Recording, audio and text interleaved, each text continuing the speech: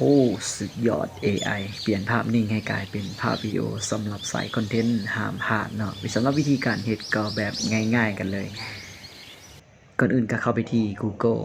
พิมพ์คำว่า Luma AI นะอยู่ที่หน้าจอของหลังจากนั้นก็เข้าคลิกเข้าไปที่ Luma ตัวทำอิฐด้านถึง แล้วก็จะมีคำสั่งก็คือคลิก Try Now แล้วก็กด Sync Up แล้วก็จะเห็นหน้าแรกของแบบนี้เนาะนิ่งบ่ต้องแปลกใจเนาะสำหรับนิ่งก็จะเป็นภาพนิ่งที่เคยเห็นมาก่อนสำหรับผู้ที่เข้าใหม่ก็จะบ่เห็นเนาะก็แล้วก็เข้าไปคลิกที่นี้แล้วก็ที่อันนี้ก็จะเป็นคำสั่งเป็นคีย์ลัดนี่เองคลิกเข้าไปที่รูปภาพ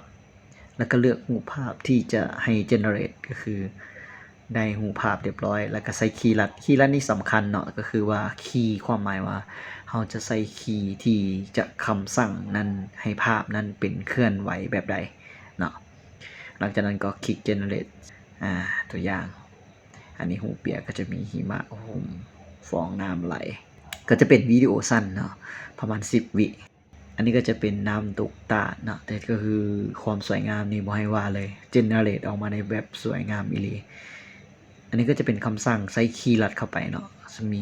คนยืนอยู่ในโตเลยสามารถใช้สำหรับทุกคนลองเอาไปประยุกต์ใช้และปรับใช้ลองเบิ่งให้เหมาะสมเนาะสำหรับ